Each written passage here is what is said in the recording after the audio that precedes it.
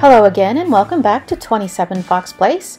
My plan for the day was to do some meal prep, but when I opened the cabinets to find what I needed, it was so chaotic that I decided to clean and organize the two cabinets instead. We store food that we keep in the house in these two corner cabinets, and on this side we keep smoothie ingredients, nuts, seeds, and dried goods like beans and lentils. And on the other side it's mostly baking ingredients like sugar, grain-free flours, and some breakfast items. And at first glance it probably doesn't look that bad, but nothing is grouped together into categories. There's empty containers, empty spaces, and larger containers that are storing foods that should go into smaller ones. I also have a few things that are sitting on the counter that I need to put away. So I'm going to empty out both of these cabinets so that I can see what I have. And I'll sort things into groups as I pull them out, so I'll have a better idea of how everything will fit back into the cabinets. And I don't plan on relocating what's inside the cabinets, I'm just going to reorganize what I have. And while the cabinets are empty, I'm also going to clean out the inside of the cabinets. I don't remember how long it's been since I've cleaned them.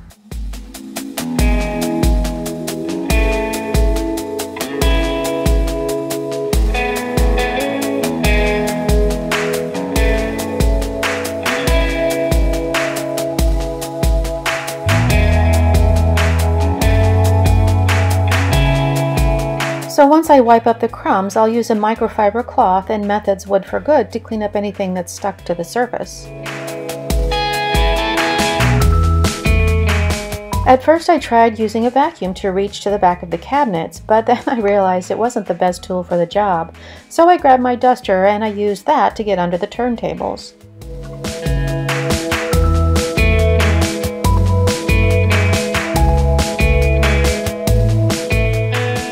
There are a few rings on the shelf that I wasn't able to remove the last time that I cleaned the cabinet. I used a magic eraser this time to get at most of the ring, but I still wasn't able to completely remove the stain.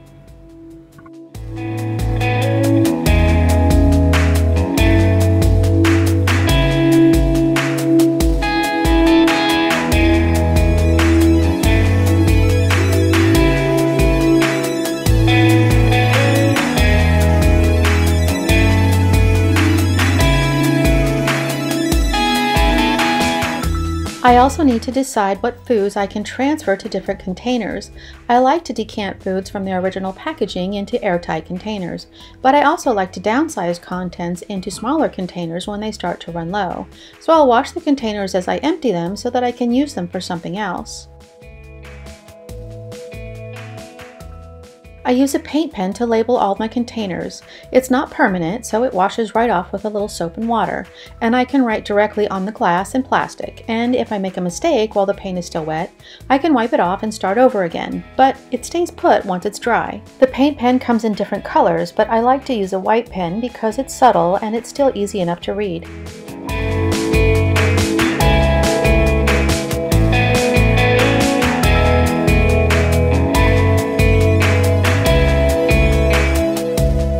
I'm using wax paper to make a funnel. There's not much cinnamon left and I'll probably use up what's left the next time I need cinnamon.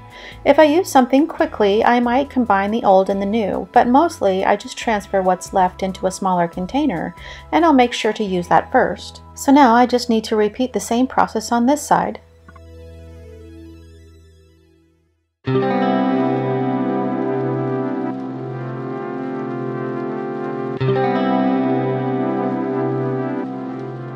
This cabinet wasn't as bad as the other side, but it still has a few spills that need to be cleaned up.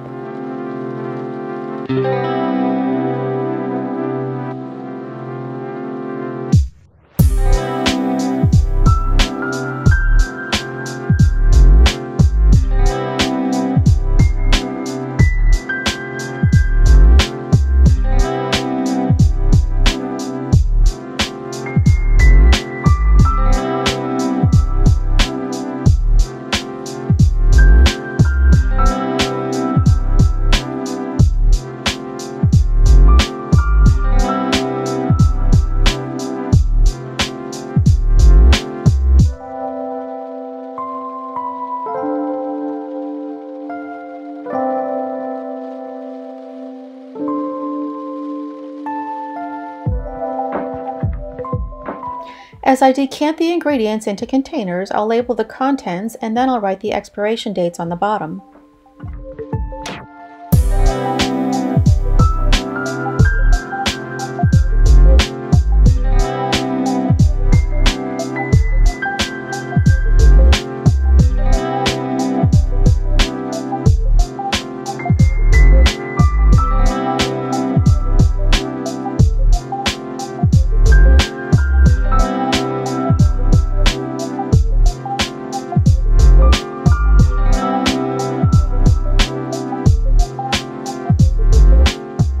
I take apart the mason jars before I wash them. They're very easy to take apart and put back together. The square part on the latch of the bottom ring has to be on the top, and then the ring snaps into the groove on the jar. There's a groove on both the lid and the container to keep the ring in place. The bottom has a separate loop that tightens the ring for a snug fit, and it has to go on before you attach the top. The top ring goes on the same way, you just have to make sure that the hinge portion is pointing down. I don't wash the metal because vinegar and some cleaners will discolor the metal, so I just rinse it with water if it needs it.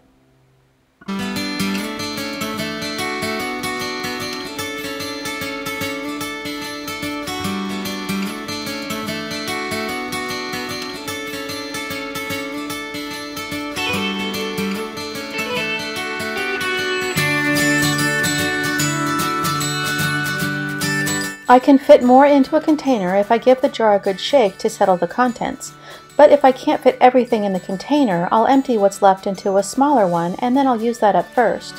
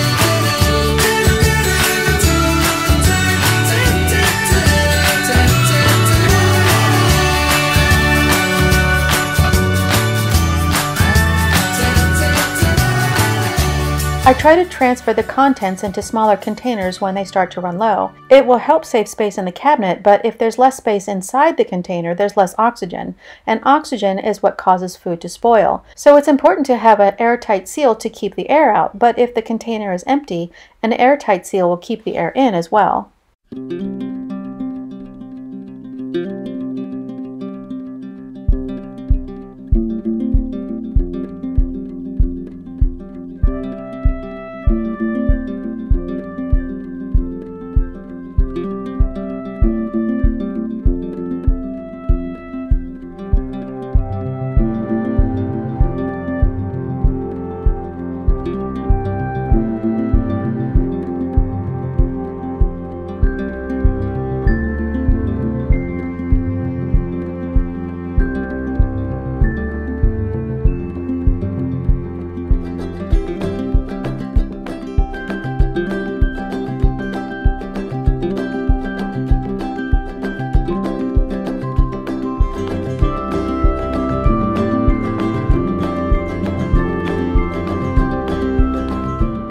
I needed to empty some of the larger containers so that I could use them for other things, so once I emptied the jars, I washed and dried them before I used them again.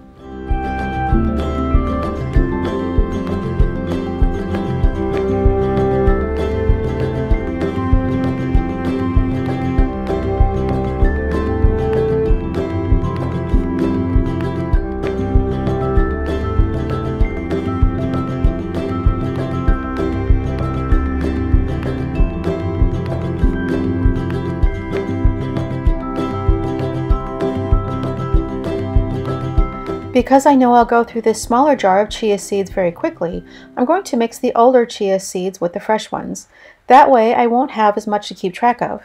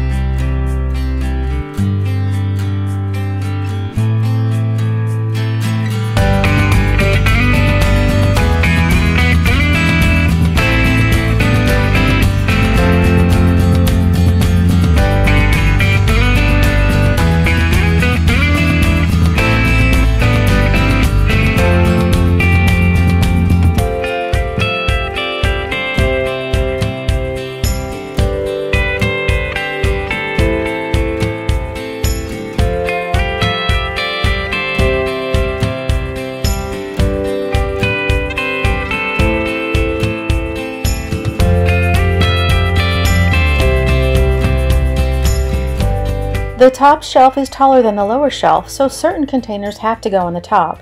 As I put things back, I'm going to group like items together.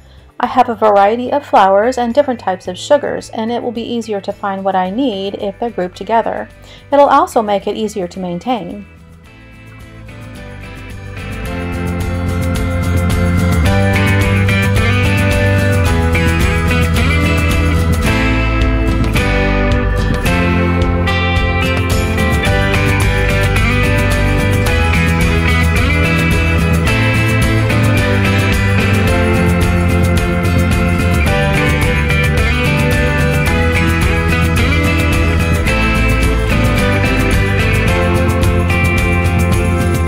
I use these bins to organize the smaller items, and I'm going to wipe everything down as I sort through everything.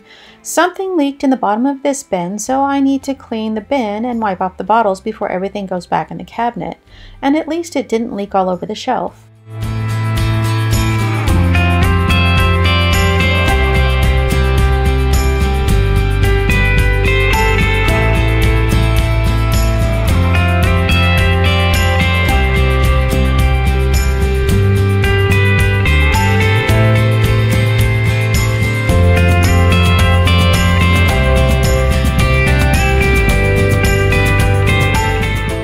I decided it would be better to have the smaller items on the top shelf, so I had to move the assortment of flowers down to the bottom shelf to make room.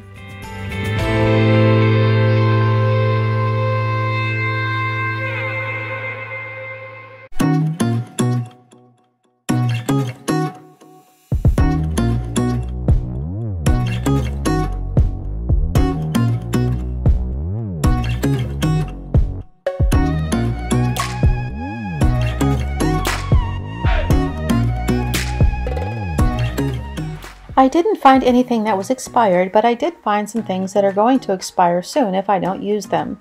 Once the space is organized, I'm generally able to stay on top of it, but over the past 5 years or so, we've been cutting back on processed foods, grains, and dairy in favor of a more paleo-type diet. As I've gradually replaced the types of food we keep in here, these cabinets have become more and more disorganized.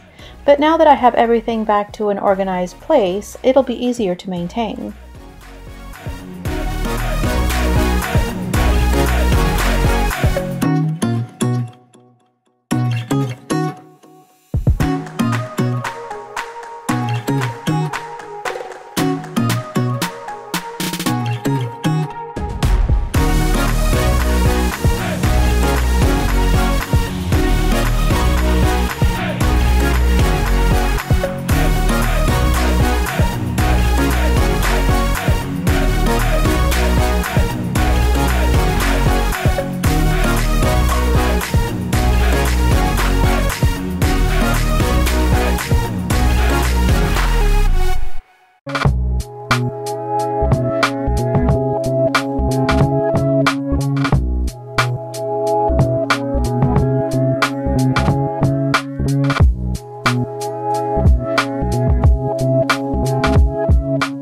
I didn't have to add any containers to these cabinets, and this is how much I was able to condense into smaller containers.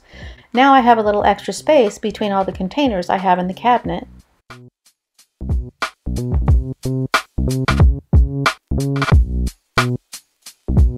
I made quite a mess while I was transferring everything from their original packaging, so I'm going to clean off the countertops and vacuum the floor to get everything cleaned up. And I'm excited to show you guys how everything turned out.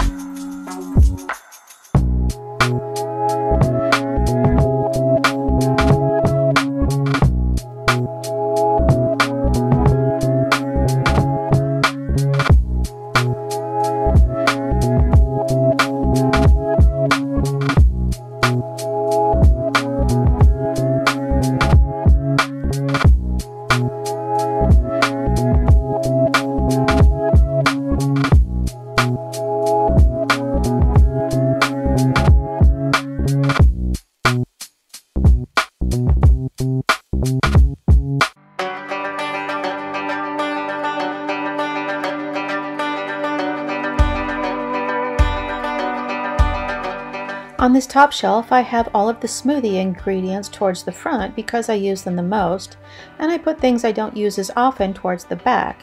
And I have some tea and drink related items here as well.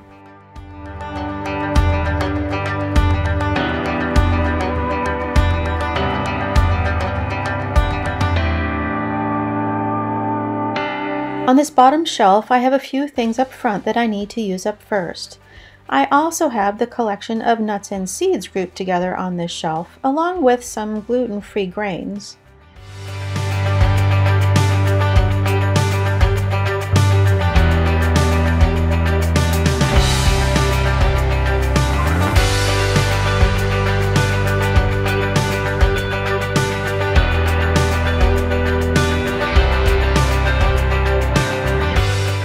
This cabinet contains everything that I use for baking. On the top shelf, I have some flavorings and some cake decorations, some pancake mix, and a few oils.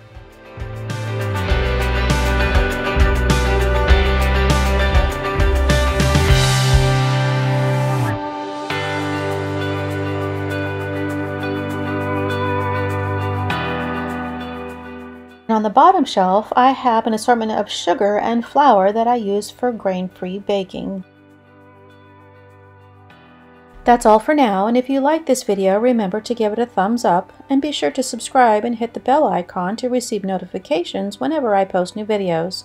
So I'll say goodbye for now, and I hope to see you next time.